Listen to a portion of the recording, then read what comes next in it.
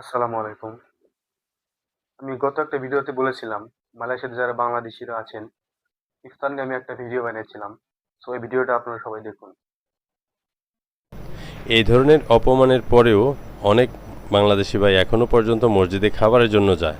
তাদের উদ্দেশ্যে বলতেছি, সোশ্যাল মিডিয়াতে কী ধরনের মন্তব্য আমাদের বাংলাদেশিদের নিয়ে করে একটু দেখেন। এই মালয়েশিয়ান লিখেছে, এখনও অনেক বাংলাদেশি আছে, আমরা তাদেরকে ভাগাইনি, কারণ তাদের জন্য আমাদের খারাপ লাগে এবং তারা বছরের পর বছর না খেয়ে আছে। কেমন লাগে? এইখানে একজন লিখেছে, বাংলাদেশিরা মসজিদে খাক অথবা সোরা খাক, কোনো সমস্যা নেই, কিন্তু তারা এমনভাবে খায় যেন 1 বছর যাবৎ না খেয়ে আছে। আরও একজন লিখেছে, মসজিদে একদিন খাবার না দিয়ে দেখেন, তাহলে কেউ যাবে না মসজিদে, কারণ খাবার নাই। এইখানে একজন লিখেছে, অবশ্যই তারা অনেক, তারা আগে আগে গিয়ে খাবার নিয়ে নেয় এবং একজনে এমন পরিমাণ খাবার নেয় যে 3 জন খেতে পারে। পিছনের দিকে তাদের নিজেদের লোক খাবার পায় না। এইখানে দুইটা মন্তব্য। প্রথমজন বলেছে, এজেন্সি জেপিএন ইমিগ্রেশন পিডিআরএম, মানে মালয়েশিয়ার জেপিএন ইমিগ্রেশন পিডিআরএম বলতে পুলিশকে বোঝায়, সবাইকে দ্বারা আমাদের বাংলাদেশিদের কন্ট্রোল করতে।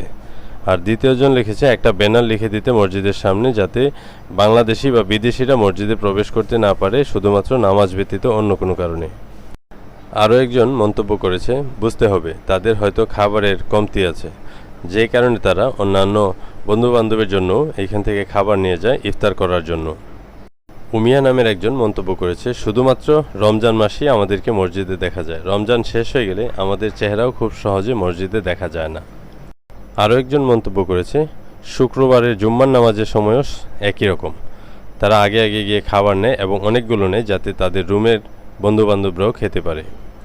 এইখানে একজন লিখেছে, জিম মানে জাবাতান ইমিগ্রেশন মালয়েশিয়া, মালয়েশিয়ান ইমিগ্রেশনকে মসজিদে ইফতার করতে, যাতে করে ভয়ে আমাদের বাংলাদেশি বা অন্যান্য বিদেশিরা ইফতারের জন্য মসজিদে না যায়।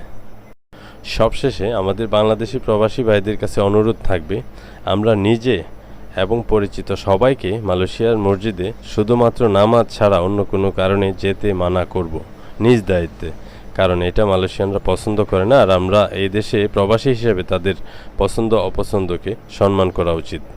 আমরা যতই কষ্ট করি, আমরা নিজেদের টাকায় ইফতার করব, নিজেদের টাকায় খাবার খাবো, খাবারের জন্য মসজিদে গিয়ে ভিড় করব না ইনশাআল্লাহ।